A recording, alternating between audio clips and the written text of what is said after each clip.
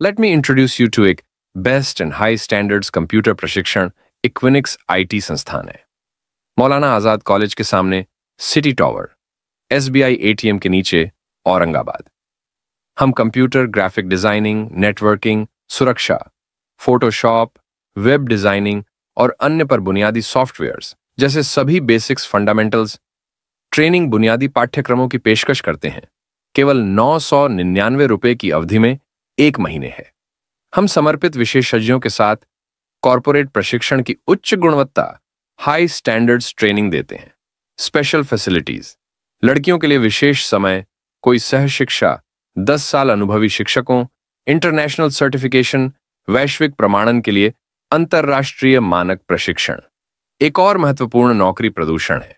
कृपया कॉल कराई 98 9237 93 या 88 018 490।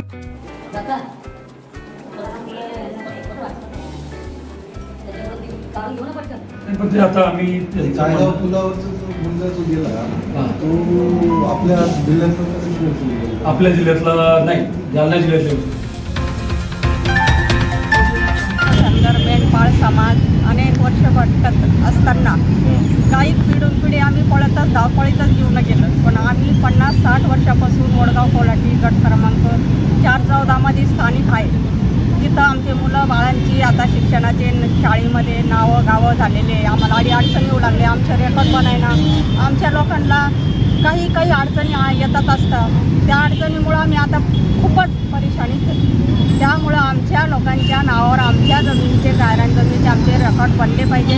आम्हाला सातबारे व्हायलाच पाहिजे, नाही तर आमचं हे धनगर समाज अगदी इथून असं म्हणजे आमच्या जीवनाची पण पर्वा करणार नाही। आम्ही किती वर्ष आमचे 10-15 कुटुंब तिथं असताना आमच्या सगळ्या लोकांना इतका त्रास होऊ लागला। आमच्या मेंढ्या बकऱ्या कोणी रेकॉर्ड करत नसल्यामुळं आम्हाला कोणाकडे ऑब्जेक्शन पण घेता येत नाही की आमची चोरी झाली का, काय करा, काय द्यावं, आम्ही काय करावं। आमचं तिथं आज मी तिथं स्पॉटवर आमची पूर आहे, जमीन पेरलेली आहे, आमचे घरदारं आहे, मेंढ्या आहे, बकऱ्या आहे, सगळं आमचं तिथं आहे। आणि असं काही नाही का आमच्या वडगाव कोल्हाटीमधून सगळ्या रेकॉर्डानुसार सगळे आमचे पुरावे कागद आहे, पंचनामे आमचे 85-86 पासून आमचे रेकॉर्ड आहे। रेकॉर्डानुसार आम्ही तिथं स्थायिक आहे। म्हणून आमच्या समाजाचे नेते आमच्या पाठीमागं अनेक वेळा उपोषण करू परेशान झालेले आणि आमची काही दखल घेत नाही। आणि हे महोदय अध्यक्ष हे सुद्धा गरिबाचे काही विचार करत नाही। पण यांनी जर आता आमचा विचार केला नाही तर आमचा धनगर समाज काय करू शकतो याचा परिणाम त्यांच्यावरच होणार आहे, आमच्यावर नाही, त्यांच्यावर होणार आहे। किती वर्षापासून तुम्ही त्या आम्ही 72 पासून येते। 72 पासून? हां, 72 50-60 वर्ष झाली आम्हाला आज। म्हणजे 50-60 वर्ष झाले तरी पण अजून काहीच नाही। वेळोवेळी उपोषणं झाले, सगळ्या गोष्टी करून बसलेलो आहे आम्ही, पण आम्ही आहे का नाही या साहेब लोकांना माहितीच नाही। पुढचा निर्णय काय राहणार? पुढचा निर्णय तुम्ही काय घेणार?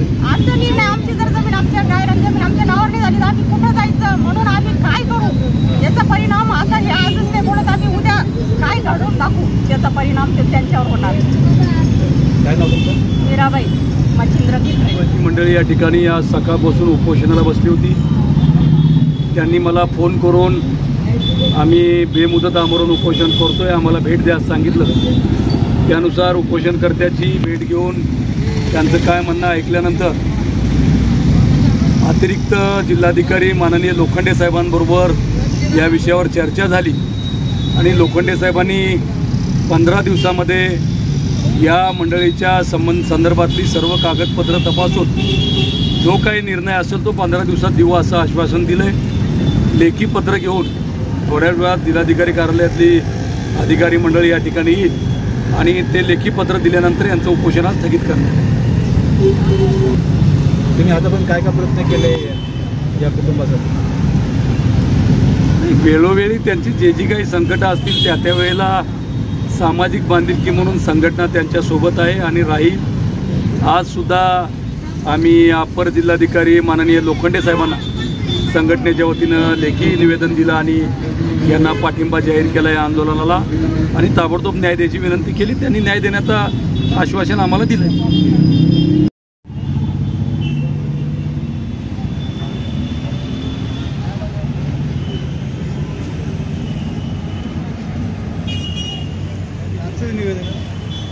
हो